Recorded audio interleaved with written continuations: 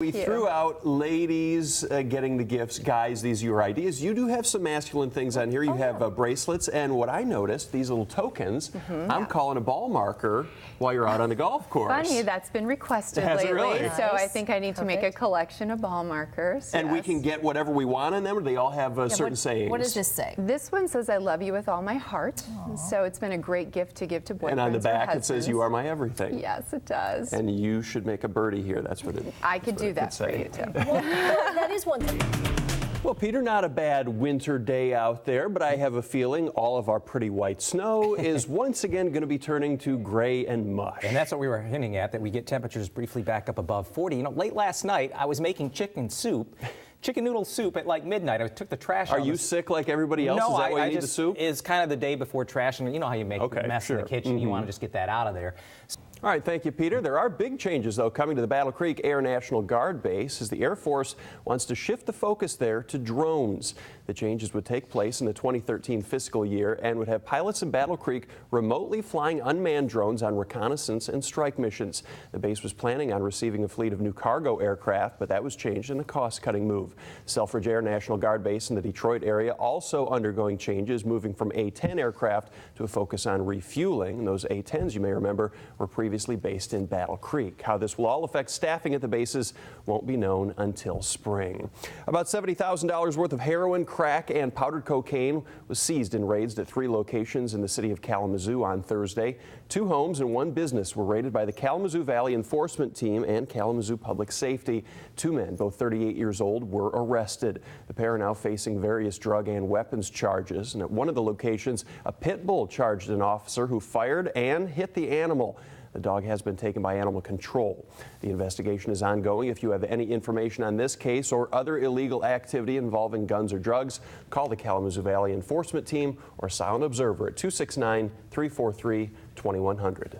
Scientists say a testicle zap from an ultrasound could be the birth control of the future. You sort of cringed a little bit when I said zap. Did I? A little bit. Who's going to volunteer for that? Rats did it. Did the rats really volunteer? Perhaps they did. We think it's great. Moving on. All right, time for our stretch of the week now. Continuing to talk about strength versus cardio. Terry fills us in this week on which is better to start with and provides better base for beginning the other one. Take a look. Okay, Terry, we've had the jump ropes out in the past, and we have talked cardio versus strength. We're going to expand on that a little bit. We are. Or we could keep jumping. We were getting away from the camera there. Pair of senators introduced a bill to eliminate dollar bills from the U.S. and replace them with dollar coins. John McCain and Tom Harkin, one Republican, one Democrat, are behind the bill. They say it would cut down on wasteful spending at the U.S. Mint in the long run.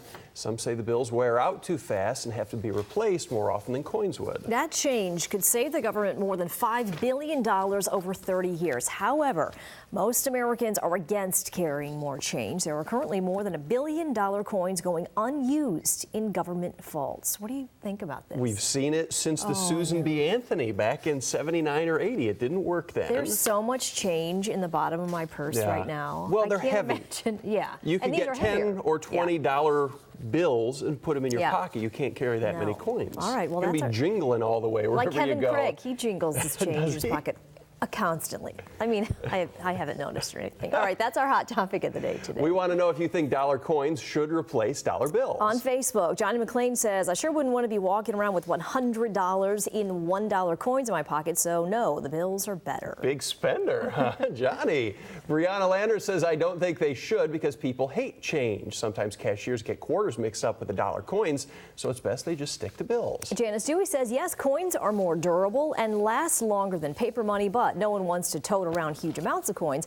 I think there are better ways to save money in the government. All right, if you want to weigh in on this one, just leave a comment on our Facebook page. And still much more ahead tonight at 5 o'clock. Yeah, still talking about money. W-2s, 1099s. Vice President Joe Biden coming to Grand Rapids tomorrow for a visit to the American Seeding Company, where he's going to talk with employees.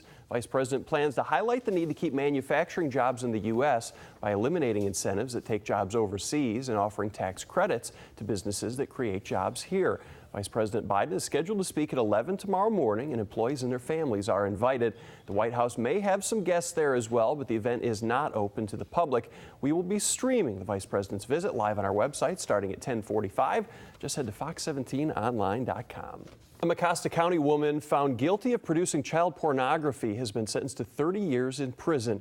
The case began back in December 2010 when police in Everett, along with Child Protective Services, discovered 32-year-old Andrea Mast had taken sexually explicit photos of a 7-year-old girl.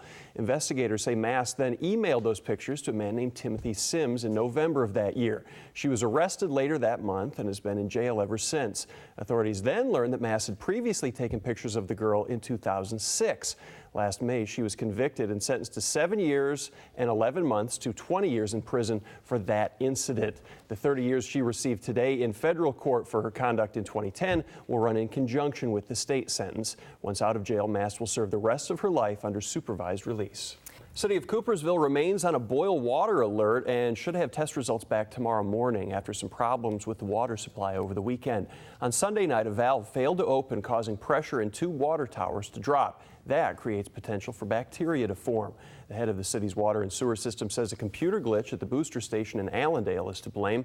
The advisory impacts everyone in the city of Coopersville and parts of Polkton Township and remains in effect until the test results are in. 26. Let's talk Arrested Development. I'm excited about that. Oh, I know you are. I know you are. That's going to be Perhaps really the good. smartest show ever on television. Yes. I think that's why it didn't last. People really had to pay attention to get the jokes. I know. Well, I think so too. I think it was one of those, if you didn't see it from the beginning, it was kind of hard to catch up. Yeah, so. you couldn't just tune in at any point. Yeah. Jason Bateman wanted to do big So things. great. Michael Cera, Will Arnett. A lot of people have gone on to big successes. And I so. love the character development. Like you said, you had to pay Really good. attention. Yeah.